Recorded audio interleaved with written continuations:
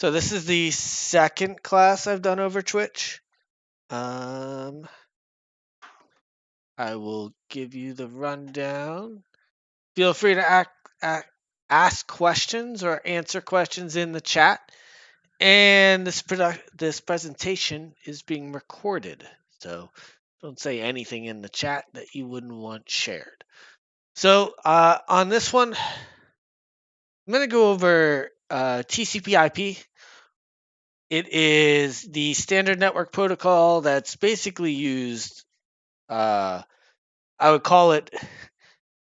I would call it more than a ubiquitous protocol. I would call it the networking protocol now. There's really no competition. The TCP/IP network suite is pretty much what the entire world is using for network. When someone talks about the internet, they're talking about IP. The second part of that statement, TCP/IP, is short for Internet Protocol. So, to introduce you a little bit about myself, my name is Ryan. I really don't have a last name for privacy reasons. I try to just sort of keep it to myself, unless I'm at work. I have about 25 years experience in technology. Basically, right out of high school, I actually didn't finish high school, which was a little weird. Um, and so I've been in the last 25 years a system administrator, a programmer, a cybersecurity person, um, just about anything, technical support person. I've done a lot. Um, I am a CISSP, which is a fancy way to say that I am certified in information security. It's a very long test, and it costs a lot of money to get the certification. So I always put it there. All right. And I already sort of went over. Feel free to ask questions or answer any questions that are in the chat. And the presentation is being recorded. Boom. First slide, titled IP is Internet Protocol, and it is for looking at memes because for the most part, memes is what we're doing on the internet, right? We open up Facebook, it's on the internet, we look at memes. Tired of Facebook, open up Instagram, look at some memes. Go over to TikTok, and people are doing some meme dancing. So lots of memes going on.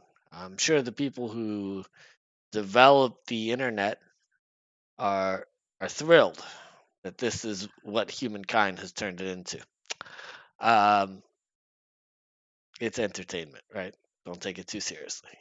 So, one of the big things to understand about any sort of networking, but specifically IP, is encapsulation, which is the thought of putting a container inside a container and putting another container inside that, et cetera, et cetera. You're encapsulating things.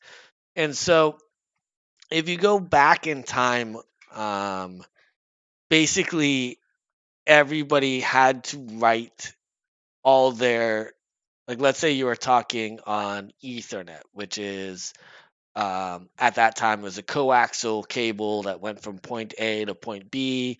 And if your program that you were writing happened to, like, let's say, talk on the network, you would just have to write a program that understood how to send data over coaxial cable.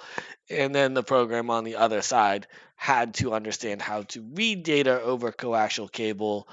And that was a lot, right? That's a, like, me, Joe Schmo. I just want to send data from point A to point B.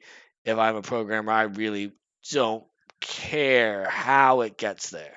And so this concept of encapsulation became a thing where it's like, okay, I'm the application programmer. I am coding Facebook, right? Let's say I'm a programmer for Facebook. So I just put my stuff that I want to set on the internet into a box and pass it off to the TCP driver, who then looks at some of the things that I'm doing and says, okay, this needs to go onto the internet. So it puts it into the IP box, which then it puts, on the next driver and says like, hey, this thing needs to go to the internet. And the computer says, well, I'm connected to the internet via Ethernet. So I will put your IP packet inside this Ethernet frame and we will send it over the wire. So the Facebook programmer doesn't have to know anything about how the data got to where it got. Literally, they just put it in a box and another driver puts that box inside of the box. Another driver puts that box inside of another box. And then another driver puts that box inside another box, right? Let's say all of a sudden I unplug my Ethernet and now I'm on Wi Fi. The process is exactly the same, right? I write some data, I put it into a box, TCP box, then puts that inside of a box. IP then takes that box and puts it inside a box, and then it goes on to the next level. And the computer says, I need this to go on the internet, and says, well, I have Wi-Fi, and so rather than putting it inside an Ethernet frame, it puts it inside a Wi-Fi packet, right? And same thing, with any of the physical sort of mediums for the network, right? The person who is writing the data doesn't need to know anything about the other networking stuff. It makes it so that anyone can write a program uh, on the network. Right? Anyone can now write to the network. They don't have to have a PhD in how coaxial cable or Ethernet or any of this works, right? So, anyways, we get to the other end, right? So, Facebook guy, box in a box in a box, sends it over the internet, and then the recipient gets it, and they like the Ethernet driver gets it first, and it opens it up, and it says, "Oh, there's an internet packet in here," right? And then the IP driver opens it up and is like, "Oh."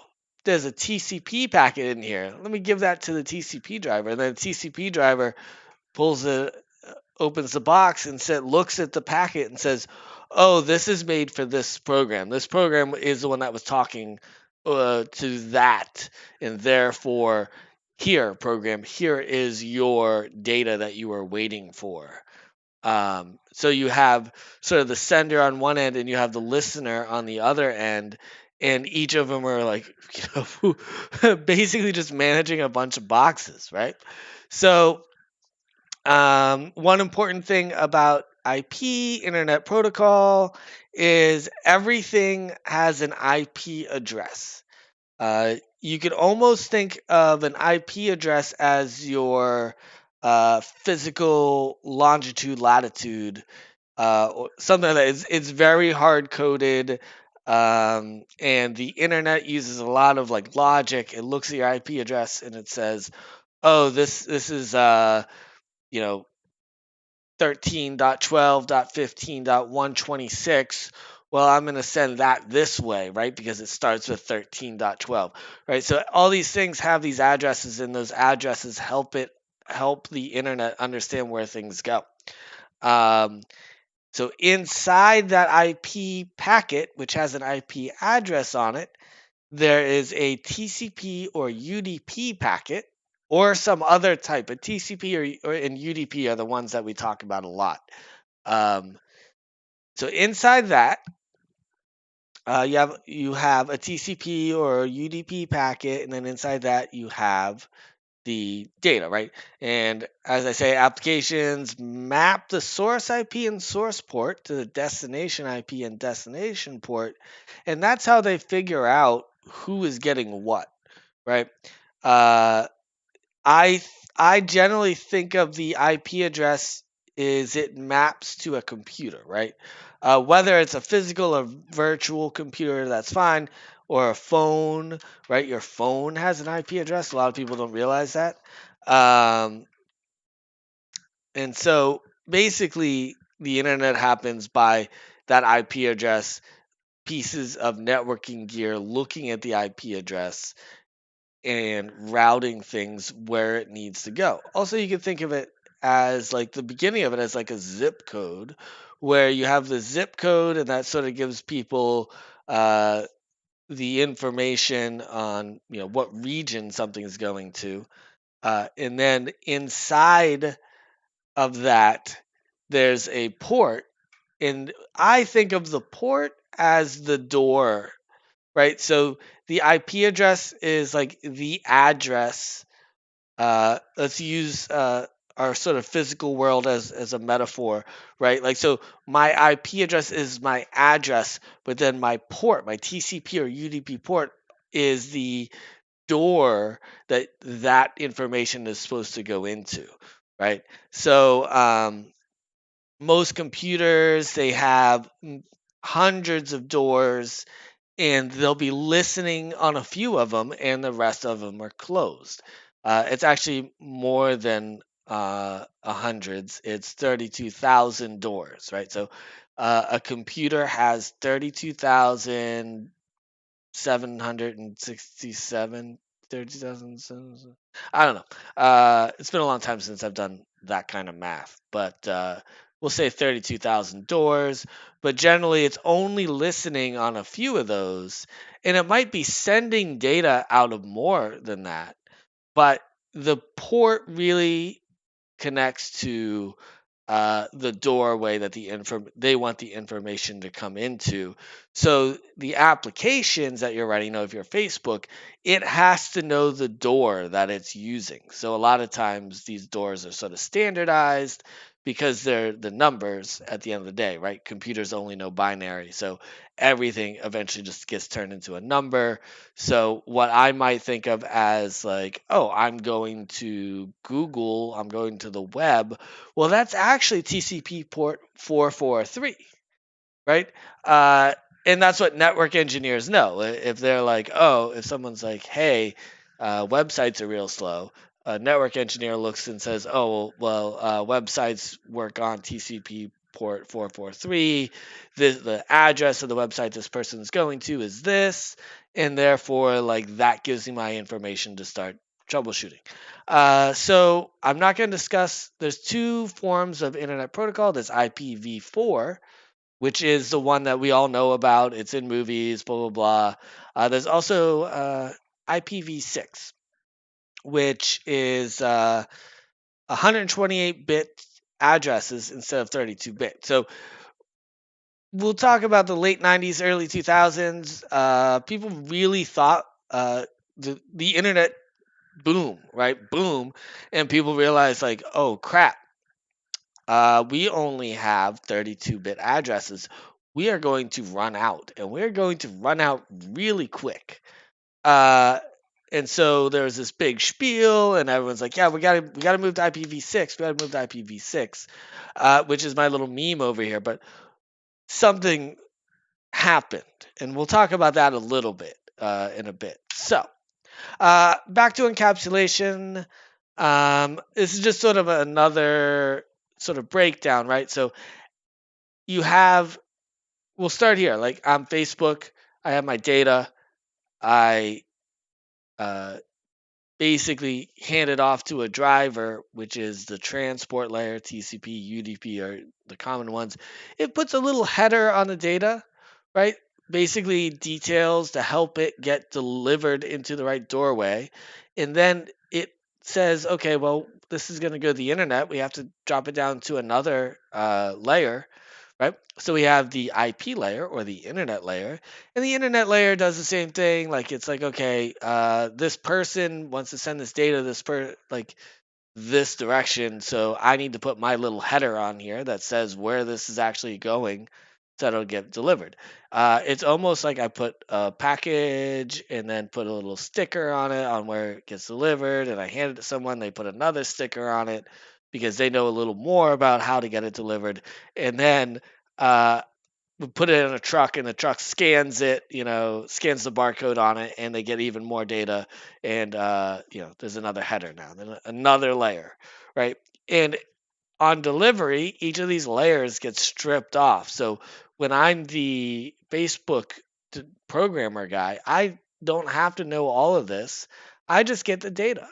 Like I have access to all this other data if I need it, but generally the most I'm going to be looking at is maybe this, but for the most part, I just want the data, right? Like, let's stop expecting everyone who uses a computer to be some sort of super genius, and let's just make it work, right? And that's what they were doing is they were basically saying like, hey, if we're gonna get people to program, we need to get away from this thought of like everyone needs to be a genius and instead like make programming, especially network programming, digestible by normal human beings that don't have like mensa sized brains, right? Like people like me who didn't finish high school, magically I can like code a program and boom, right?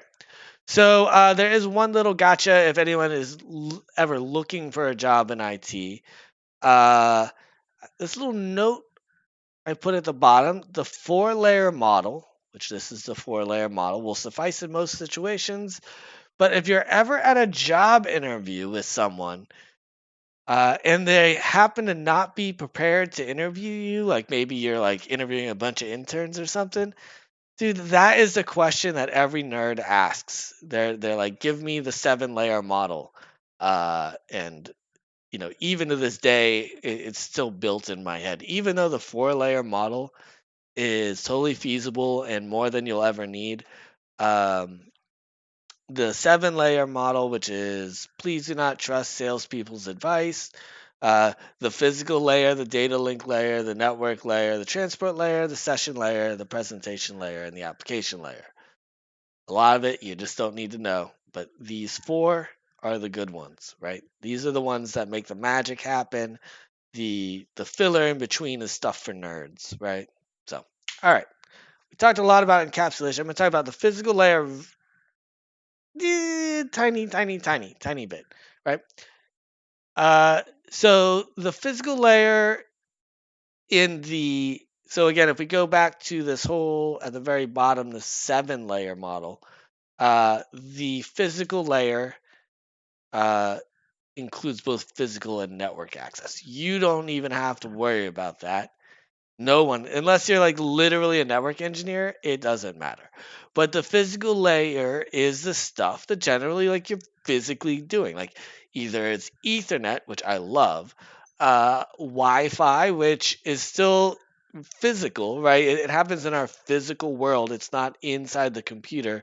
It's being broadcast in a basically a shared radio spectrum, right, where anyone can pull things out of it, right? Cable modem, which uses DOCSIS, which if you ever pick up a cable modem for like if you have Spectrum or something and you don't like their cable modem, you just look at the DOCSIS version and make sure it is compatible with where you're plugging into, and boom, done, right? And the DOCSIS version tends to they do updates. We'll say every 5 or 6 years, and usually by about 10 years, your cable modem is long, long, long obsolete. And a matter of fact, if you plug in old cable modems to a lot of networks, they will slow down the network because they're trying like they can't keep up. So a lot of times people complain, they're like, my cable modem keeps messing up. It's like, when's the last time like they sent you a new one, right? Because probably their network is now going at a new speed, and your cable modem, which might be 5 or 6 years old, just can't keep up. In computing, there's this thing called Moore's Law, which is every 3 years computing power doubles, right? So if you look at something, you're like, oh, it's only like 3 years old. It's like, yeah, but if they replace all the stuff around you with brand new stuff, uh, your stuff is obsolete. And especially like 3 years isn't that bad. 6 years, 9 years, like you're working at one fourth, one eighth the speed of everybody else, and you're like the slow kids walking down the hall in the high school, like uh, slowing down everybody, right? So, and again, Internet protocol, it's totally ambivalent to the physical layer. So, I can talk about physical layer at some other time, but really it's not important to understanding networking as a whole, right? Just that you know, understand that the physical layer exists.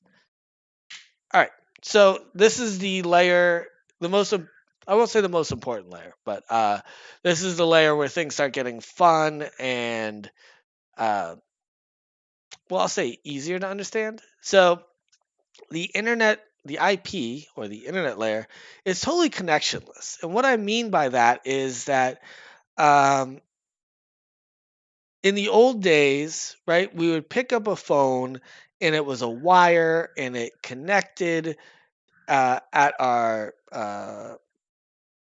Bell telephone office, and they had a switching system and it connected it to another wire, right? And like that wire ran across, the city to another office, and then somebody there connected that wire to the phone you wanted to call, and it was a big circuit, right?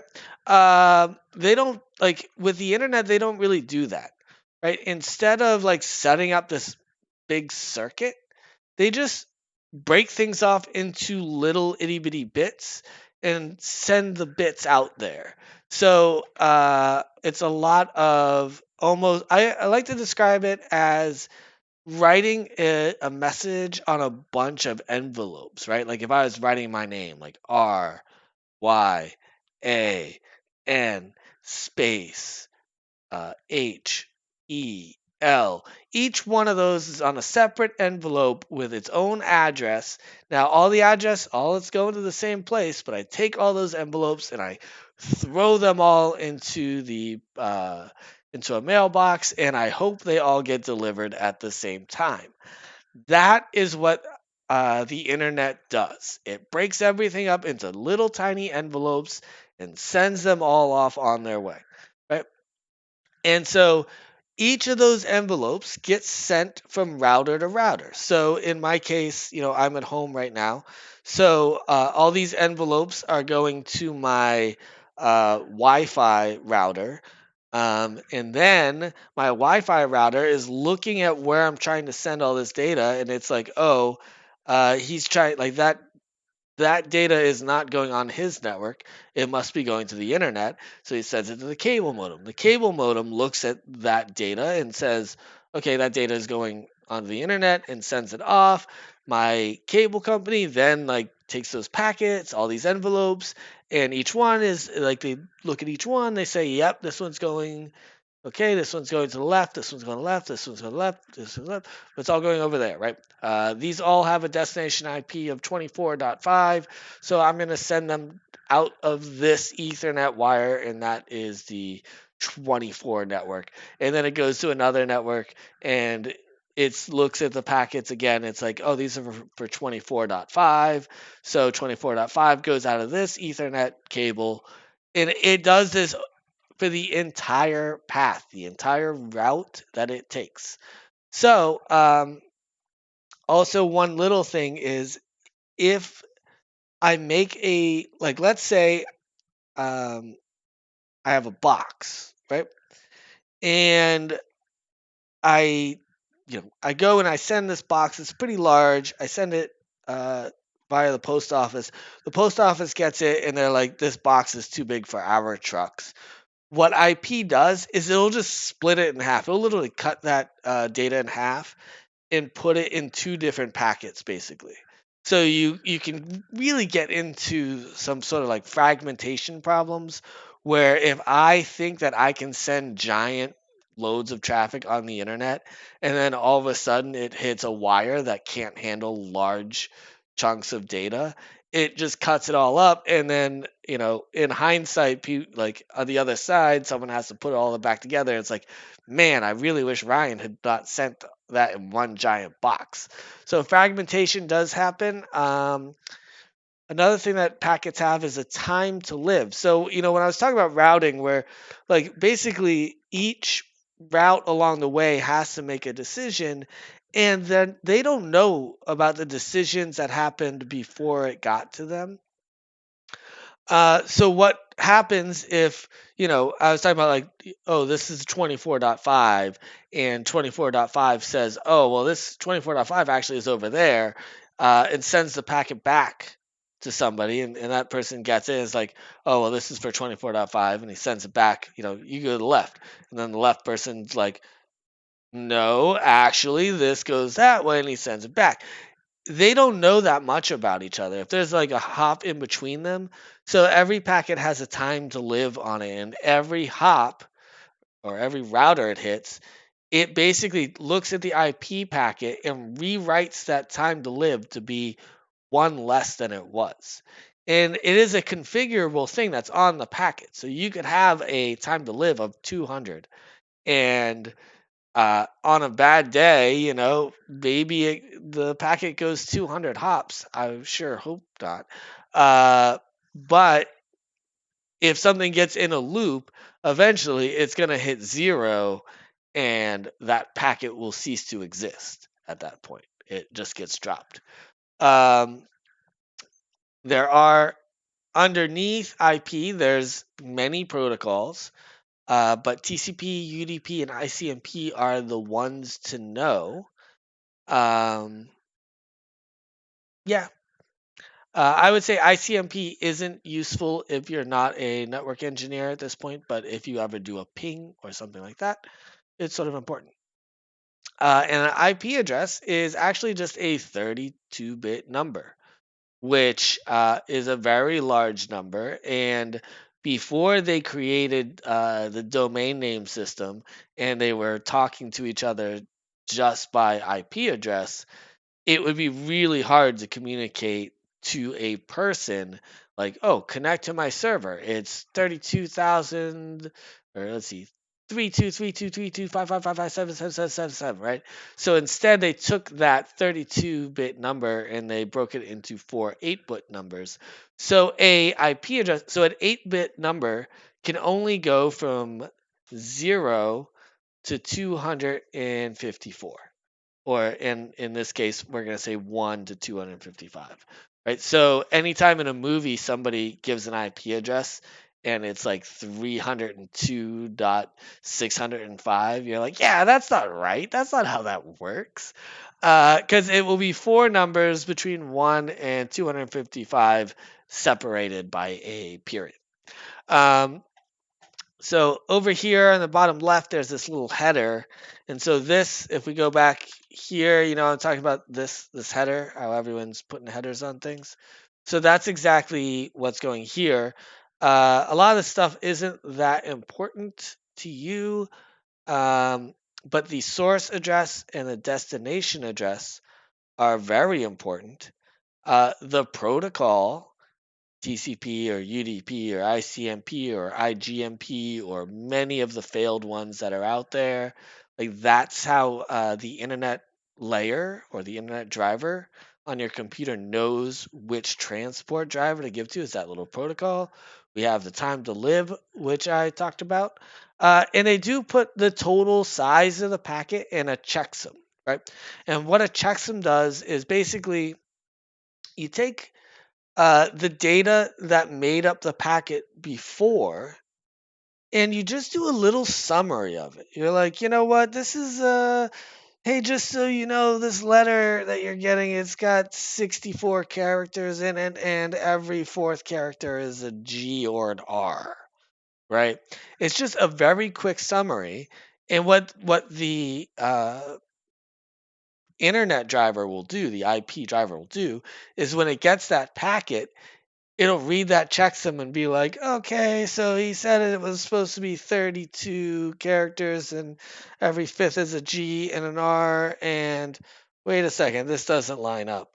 And if it doesn't line up, it thinks that, okay, somebody has modified this packet in a way that isn't cool.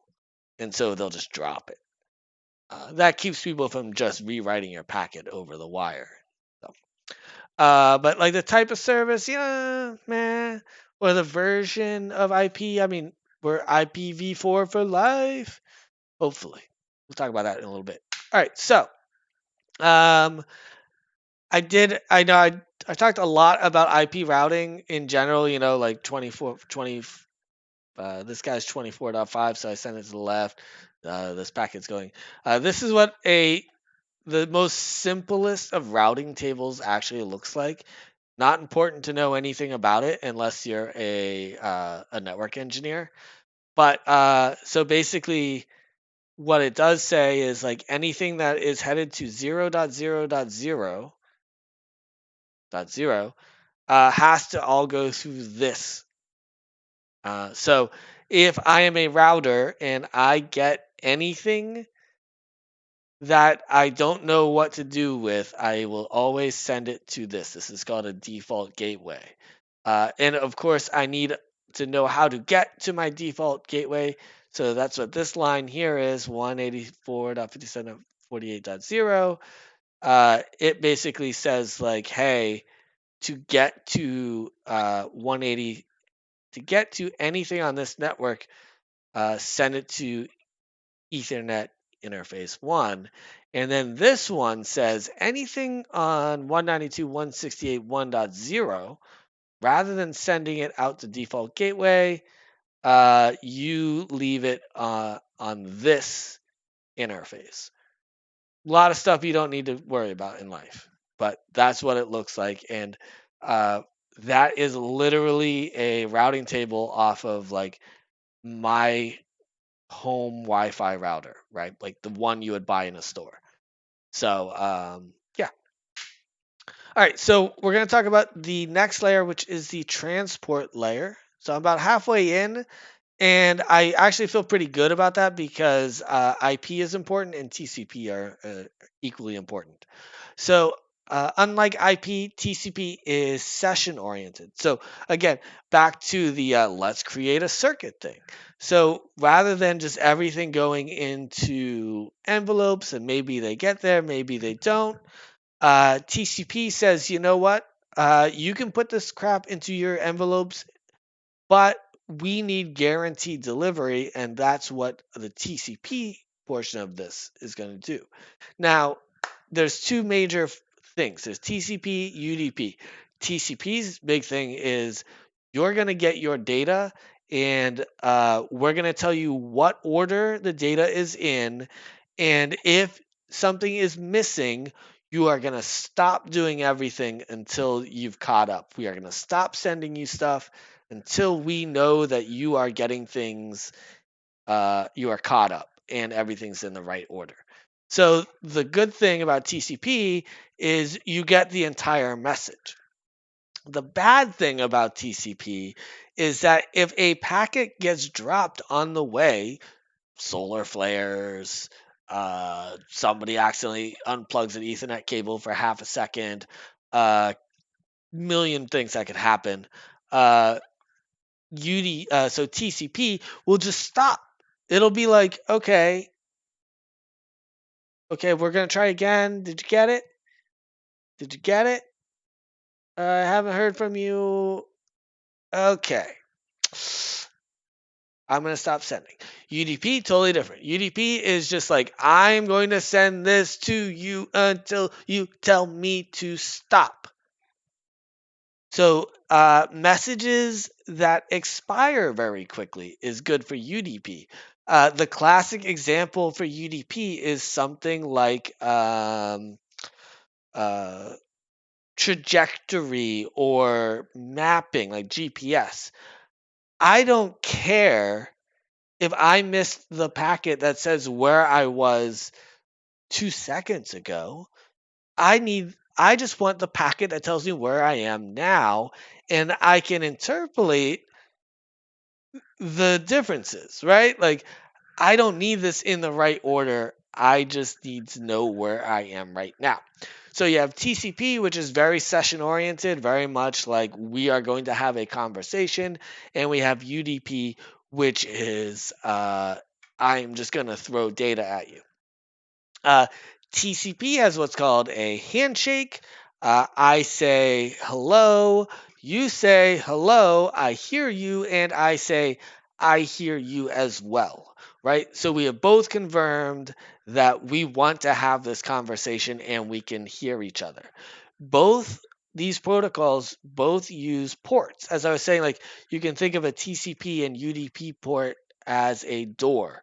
Like they both have numbered doors, 32,000 of them. Um, so they both have that in common.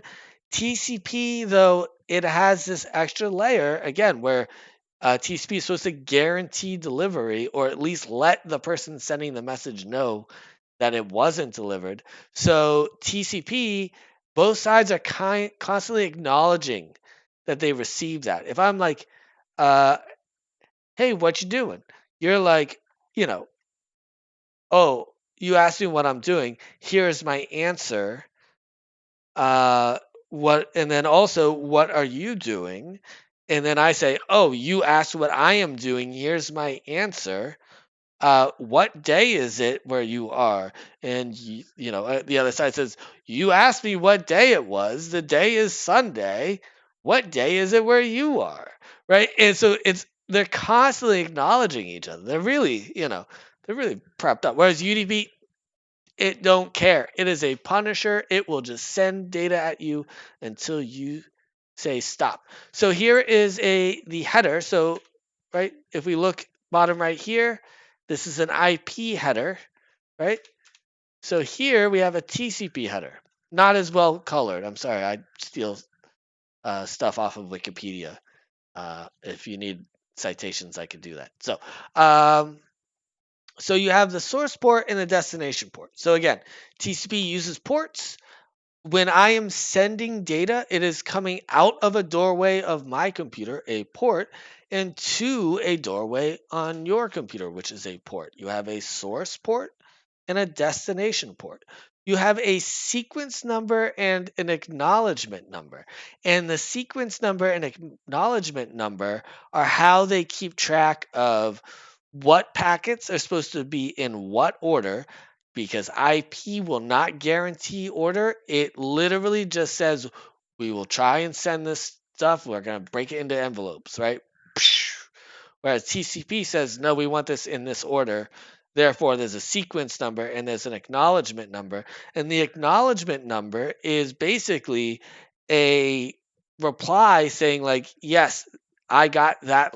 Here is the sequence number I am at this time, right? Here is if I've gotten 5 packets, let's say we're starting at 1, I would send the acknowledgement of 5.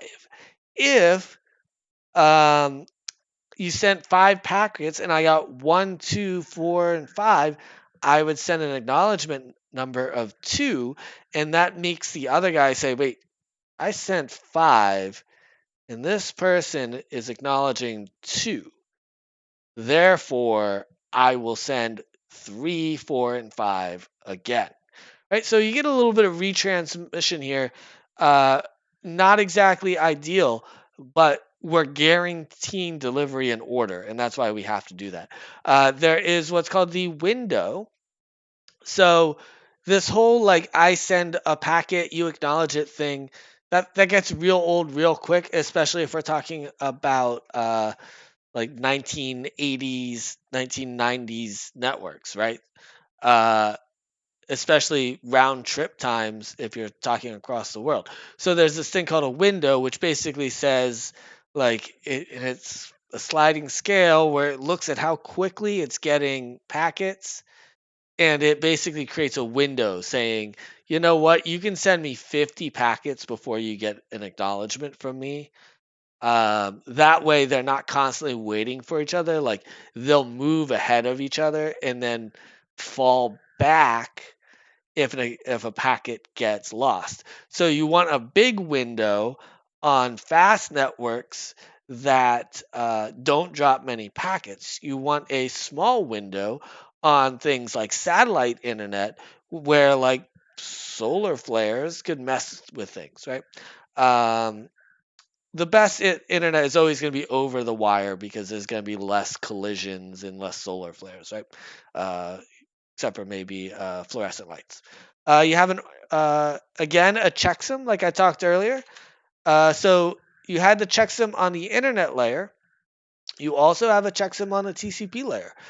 It is just making sure that the data, so the one before checks everything before it. The internet protocol checks them, checks the entire data. The TCP checks them, only cares about the stuff in the TCP box, which in this case is the data, right? Data, TCP, which is the transport layer, IP, which is the internet layer, physical. Physical layer also has checksums, like on the Ethernet frames and on your Wi-Fi packets. Like they're constantly checking to make sure things aren't um,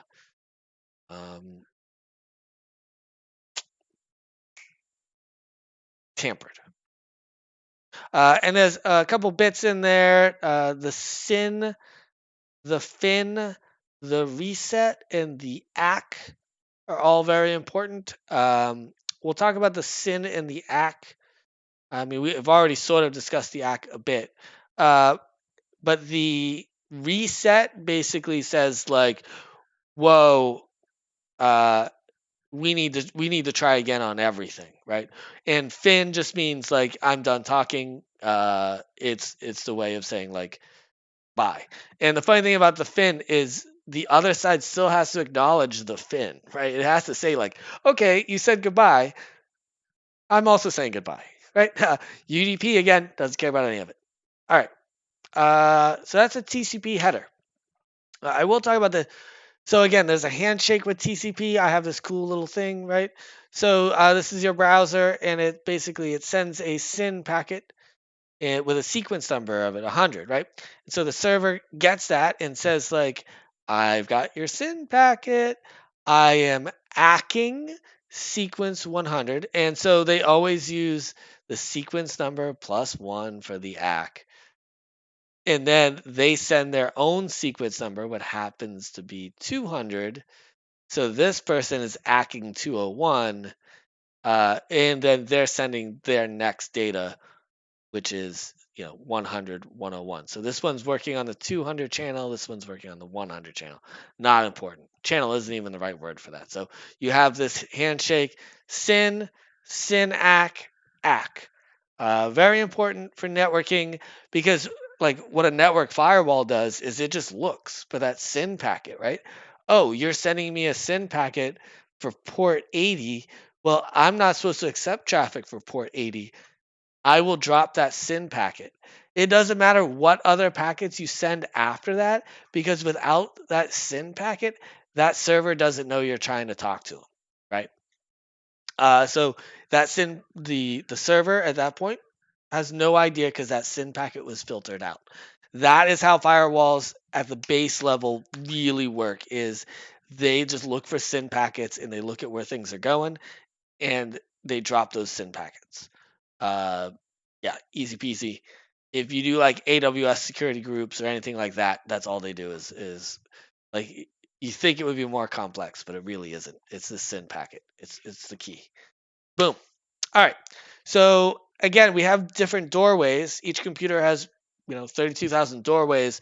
How do we know what doorway things go? Well, they made a sort of a standardized uh, number group, right? Where basically, and it's called this. They call it the services list, right? And basically, you sort of register your service with the services list, and you're assigned a port, right? So back in the days when people first started doing hypertext or HTTP, someone's like, "Hey, I need a service port," and they were assigned port 80. Anytime you went to a website over HTTP, unless you told it differently, it assumed it was running on the port 80 doorway.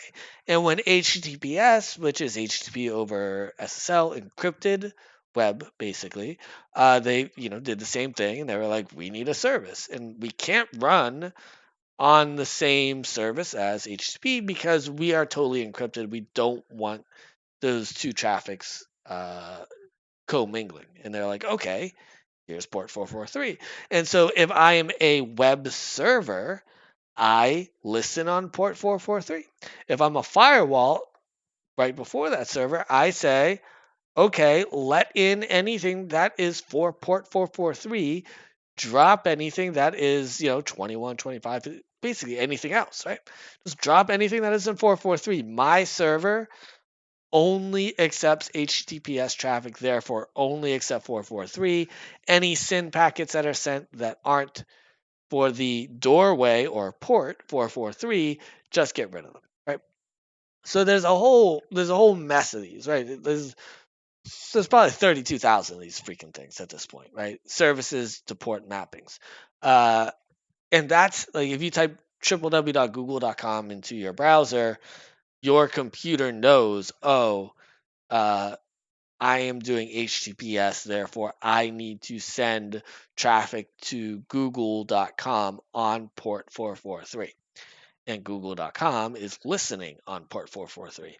If I were to type in google.com colon 4442 or 441,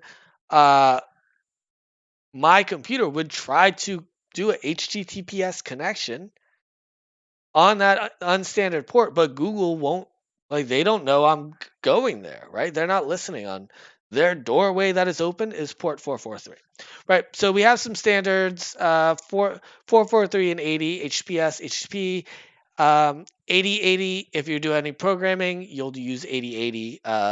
Basically, it's the same as these ports, except for it's higher, right? I know that seems like a dumb thing to say, but a lot of computers made it, especially way back in the day, made it so that only administrators could use ports below 1024. So 8080 allowed non-administrators to basically write their applications on a computer. Uh, and it also kept non-administrators from being able to bind up port 443 or port 80, which you needed to listen if you were a web server, right? And so then you have 21, which is FTP. Not a lot of people using FTP anymore. I could rant about FTP forever. Um, SMTP, which is email. If you send an email to somebody, it's exactly the same thing that I was sort of discussing earlier with all the envelopes, whatever.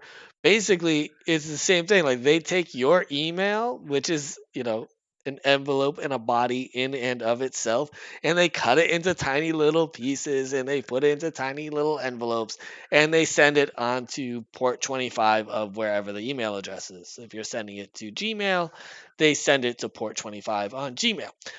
And then 53 is DNS, which I will talk about if I have time. Boom! All right, so I have the domain name system here. I guess this is my slide that uh, I put this morning. So uh, go back 20 years, 30 years. I'm getting old. DNS,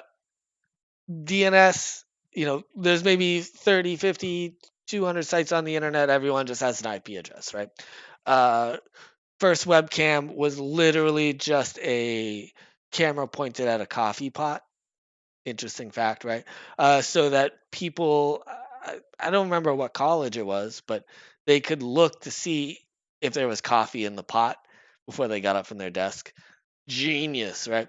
So back then, everybody just had one IP address, and you could just talk to each other, be like, oh, my IP address is 57.2.6.8.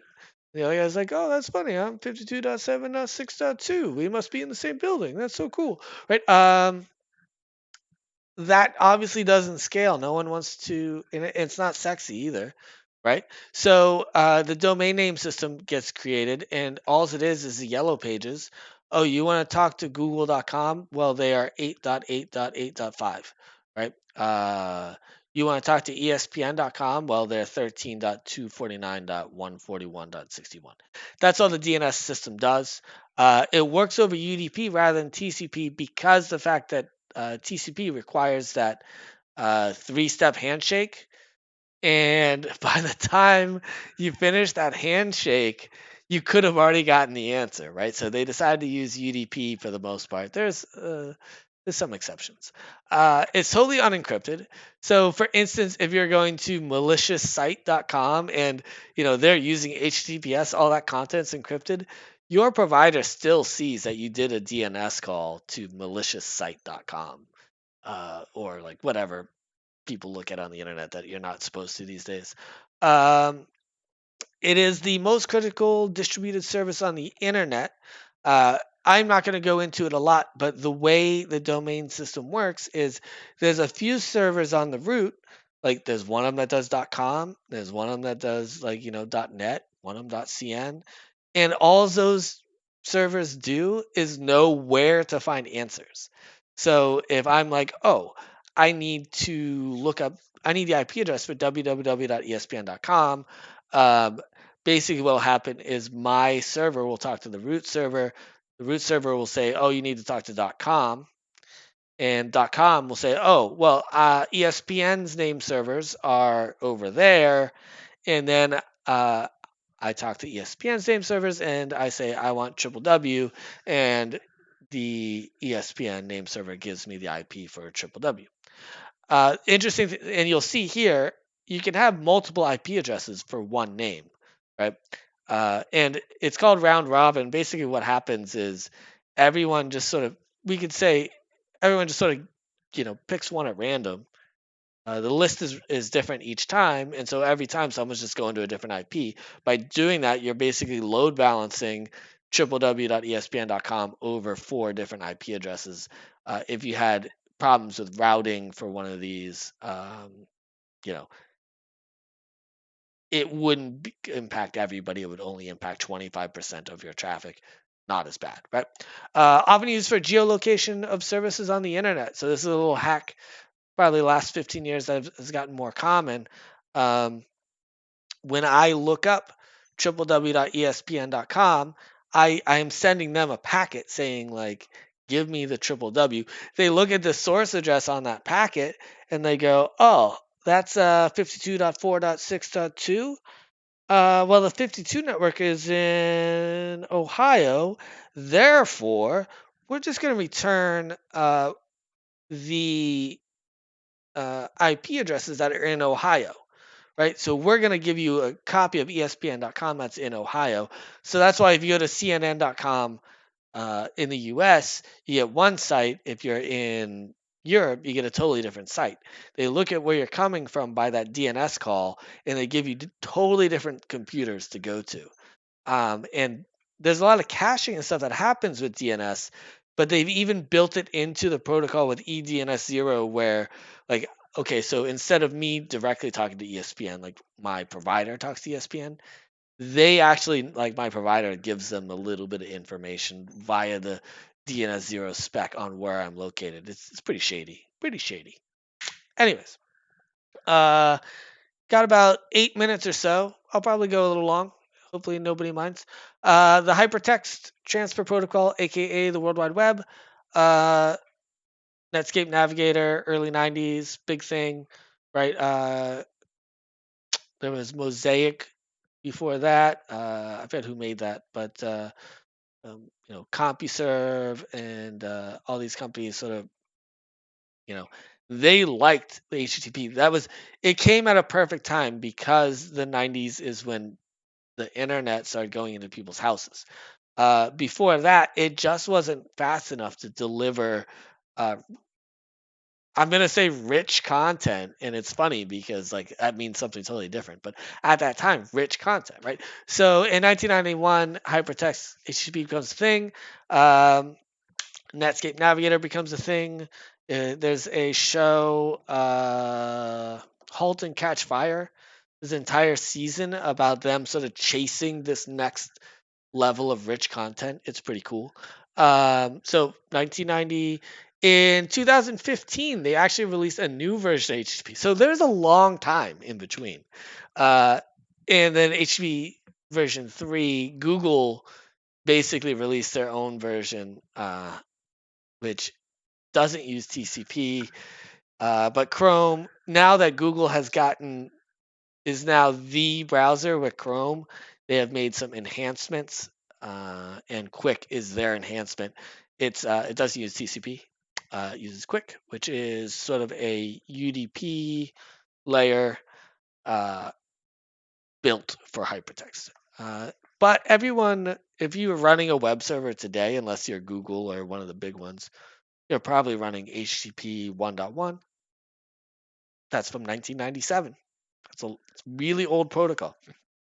I forget what HP version 2 did, to be honest with you. I think HP version 2 did some compression and multiplexing because uh, I'll talk about that in a second. But so originally, 1990s internet, slower computers, HTTP is not encrypted. Mid 90s, encryption becomes a thing.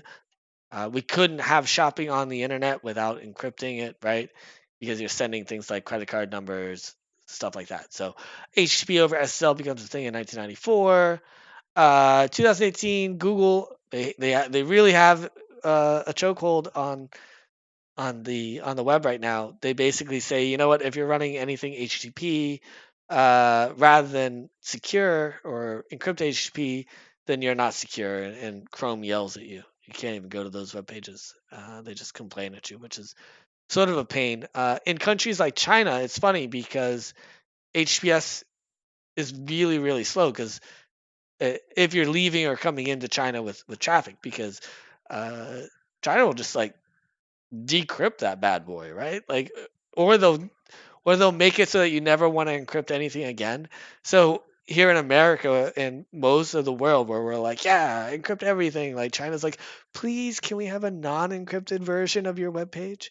Because the Great Firewall of China will just slow that thing down to a crawl. They do the same thing with DNS calls. They'll slow down DNS calls. So the thing that made HTTP powerful is that it can call more HTTP calls, right? It is a your index file like page includes images, and each of those things is another HTTP call. So what ends up happening is you go to www.espn.com and there's 50, 60 little fragments there, and it's doing all these calls. It's usually doing a call to an advertisement person who's looking at your location via the DNS system and getting a good idea of who you are. There's cookies, there's all sorts of stuff that happens. All of them is another call, right? And then on top of that, HTTP also has WebSockets, which so HTTP is this thing where I get the page and I'm done. Well, that isn't great for dynamic content. So now there's WebSockets where it's like I get this and then I sit and I wait, right? So like for instance, like a stock ticker, right? I want it updated real time. I don't want to poll it every second. So what the WebSocket does is like you open up that connection and you keep the connection open and it just keeps updating you like a stock ticker would, right? So you have a lot of that in your sort of rich content, and HTTP version 2 streamlined a lot of that, where it's like, oh, I know I'm going to be getting 50 different things from this one web server. So rather than me making 50 calls, why don't we like multiplex this and I make one call and you just deliver it all at once, right? It's still getting cut into like little tiny packets though. So, all right. I have 2 minutes until my technical end is, but I'm going to go a little late. So there was one other thing I want to talk about, and so I will sort of scroll back a little bit.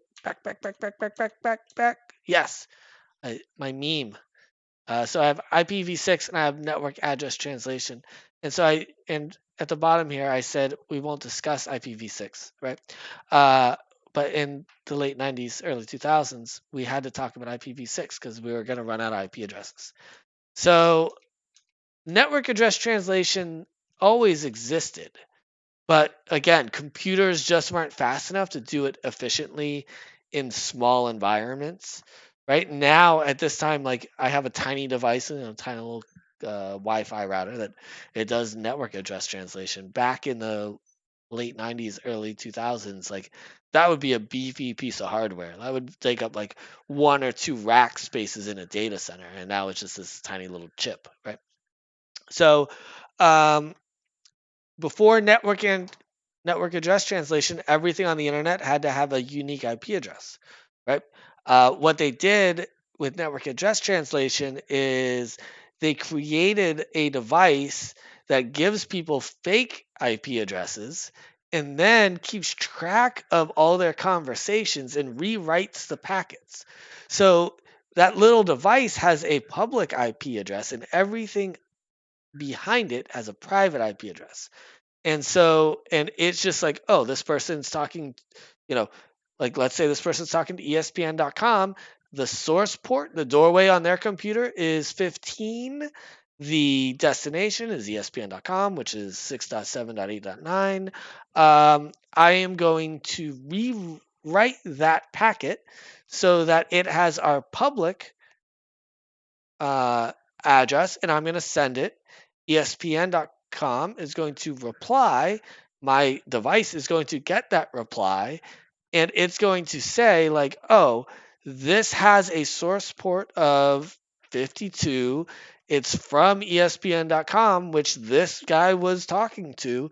Therefore, I will rewrite this packet with the private address that I assigned that person. And so it basically, this network address translation thing has this giant uh, table of who's talking to whom, and now nobody needs public internet addresses. All of a sudden, we went from being like, oh crap, we're running out of addresses to being like, oh, we have plenty. Now, the cloud is doing its worst on that because it'll only be a matter of time before we're talking about IPv6. I would say within 10 years. But for now, like it basically solved a problem and gave us another 20 years to figure out IPv6, and we've taken that and done nothing with it. No one's using IPv6. But it bought us a lot of time, and without network address translation, we wouldn't have an internet. So, anyways, that is the end of the spiel. If there are questions, feel free to throw them in the chat. Uh, I decided on second Thursday because my Tuesdays got taken over. Hopefully, people don't mind. If there's something you want to know about or a question or anything, you can hit me up at that email address, ryan.vile@gmail.com. You can hit me up in the chat. And that's about it. I appreciate everybody, you know, either subscribing or whatever, or just ask questions or whatever. It's been a good time. I will be doing another one on the cloud next month. I feel like how computers work, how networks work, and the cloud are probably the three most important things in IT right now. So I will send out invites, and the event already exists. Hit me up, I'll send it your way, or I will be posting it when the event comes more is uh, you know, more recent is the word I'm looking for. And it got dark. Anyways, everybody have a good night, and I will talk to everybody later.